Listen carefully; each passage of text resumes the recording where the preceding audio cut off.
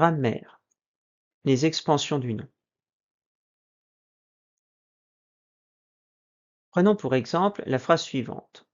Ce vieux monsieur au manteau gris qui semblait attendre quelqu'un m'intriguait. Le groupe en gras est un groupe nominal étendu qui est organisé autour d'un nom noyau, monsieur.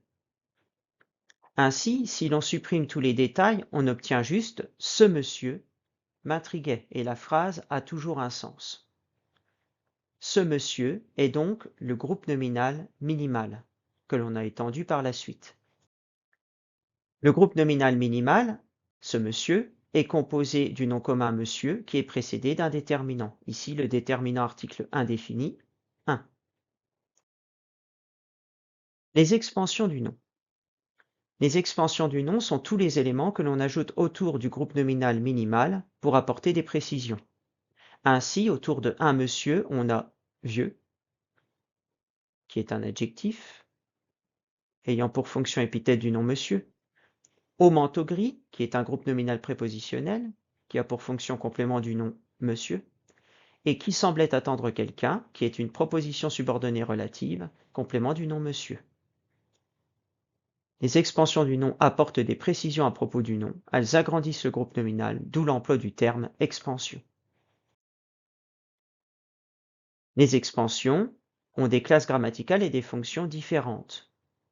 Par exemple, on peut ajouter, pour agrandir un groupe nominal minimal, un adjectif, épithète. Exemple, un vieux monsieur. On peut ajouter un groupe nominal prépositionnel, qui sera complément du nom. Exemple, un vieux monsieur au manteau gris. Et on peut encore ajouter une proposition subordonnée relative qui sera elle aussi complément du nom. Un vieux monsieur au manteau gris qui semblait attendre quelqu'un. Il existe une manipulation pour reconnaître une expansion du nom. Elle consiste à remplacer le nom noyau par un pronom. Dans ce cas, l'expansion disparaît. Ainsi, remplaçons ce vieux monsieur au manteau gris qui semblait attendre quelqu'un, et on obtient « il m'intriguait ». L'adjectif qualificatif épithète et l'adjectif attribut. Il faut différencier le cas où l'adjectif est épithète et le cas où il est attribut. Quand il est épithète, il appartient au groupe nominal. Lorsqu'il est attribut, il complète un verbe. Ainsi, l'adjectif remplit la fonction d'épithète lorsqu'il complète un nom. En revanche, l'adjectif remplit la fonction d'attribut lorsqu'il complète un verbe, notamment un verbe d'état, être, paraître, sembler, devenir, avoir l'air, rester, demeurer. Exemple, le vieux monsieur m'intrigue. Vieux est épithète du nom monsieur. Il appartient au groupe nominal comme le montre le test de pronominalisation. Il m'intrigue. Si l'on écrit ce monsieur est vieux, il m'intrigue. Vieux est attribut du sujet monsieur. Si je pronominalise ce monsieur, j'obtiens il est vieux, il m'intrigue. On remarque que l'adjectif vieux est resté. Il n'appartient pas au GN, mais occupe une fonction par rapport au verbe. Il faut aussi faire attention à ne pas confondre complément du nom, complément du verbe, complément circonstanciel. Le groupe nominal prépositionnel est complément du nom s'il complète un nom.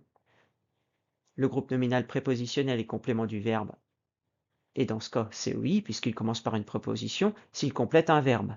Le groupe nominal prépositionnel est complément circonstanciel lorsqu'il complète la phrase entière. Dans ce cas, il est supprimable ou déplaçable. Exemple.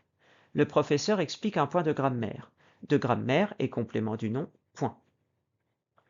Le professeur parle de grammaire. De grammaire est complément du verbe parle. Enfin, l'élève travaille sa leçon de grammaire avec des exercices et complément circonstanciel de manière. On peut le supprimer, l'élève travaille sa leçon de grammaire. On peut le déplacer avec des exercices, virgule, l'élève travaille sa leçon de grammaire. Ou l'élève travaille, virgule, avec des exercices, virgule, sa leçon de grammaire.